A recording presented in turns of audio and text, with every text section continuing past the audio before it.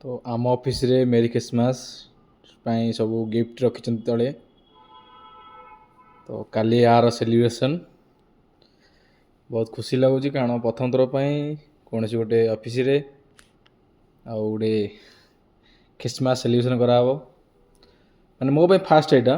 ତ ଆପଣମାନେ ତ କି କେଉଁଠି କରିଥିବେ କ'ଣ କରିଥିବେ ମୁଁ ଜାଣିନାହିଁ ଠିକ୍ ସେ, ଯଦି କରିଥିବେ ବୋଲେ ପ୍ଲିଜ୍ କମେଣ୍ଟ କରିବେ କି ଲାଇକ୍ କରିବେ, କିନ୍ତୁ ମୋ ପାଇଁ ଫାଷ୍ଟ ଏଇଟା। ମୁଁ ବାଙ୍ଗାଲୋରରେ 2 ବର୍ଷ ରହିଲାଣି, କିନ୍ତୁ ମୋ ପାଇଁ ଏଇଟା ପ୍ରଥମ ଥର ପାଇଁ କି ଗୋଟେ ଅଫିସରେ ମାନେ ଏତେ ମାନେ କେମିତି ସେଲିବ୍ରେସନ୍ ହେଉଛି ମୁଁ କାଲି ଜାଣିବି।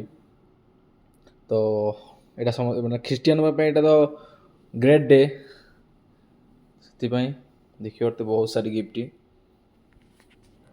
କାରଣ ଲାଇଟ୍ ଲଗାଇଲେ ଆର ମାନେ ଯେଉଁ ମାନେ ଯେଉଁ ଖଞ୍ଜା ହେଇଛି ଲିଚୁ ଲାଇଟ୍ଟାକୁ ତ ମାନେ ସୌନ୍ଦର୍ଯ୍ୟଟା ପୁରା କମିଯିବ, ସେଥିପାଇଁ ଲାଇଟ୍ ଲଗାଉନି, ବାସ୍ ଏମିତି ଅନ୍ଧାର କରି ଦେଖାଉଛି।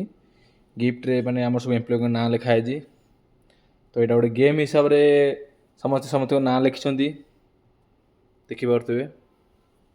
ଏମିତି ନୁହେଁ କି ମୁଁ ଜଣ ନାଁ ଲେଖିଛି ସେଦିନ, ଯେଉଁ ଗୋଟେ ଗେମ୍ ହିସାବରେ ଯିଏ ଯାହା ଲଟେରୀ ଧରିକି ଗୋଟେ ନାଁ ବାହାରିଲା ତ ମୋତେ ସେଇ ପର୍ସନକୁ ଗିଫ୍ଟ କରିବାକୁ ପଡ଼ିବ। ସେଥିପାଇଁ ଏଠି ସବୁ ଗିଫ୍ଟ ରଖାହେଇଛି।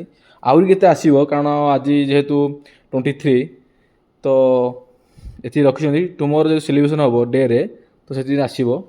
ଓକେ, ଆପଣମାନଙ୍କ ଅଫିସରେ କ'ଣ ଏମିତି ସବୁ ଗେମ୍ ହେଇକି ଗିଫ୍ଟ ରଖା ହେଲା କି ନାହିଁ ପ୍ଲିଜ୍ ଜଣେଇବେ ଟିକେ। ରହିଲି, thank you, see you, bye bye, take care.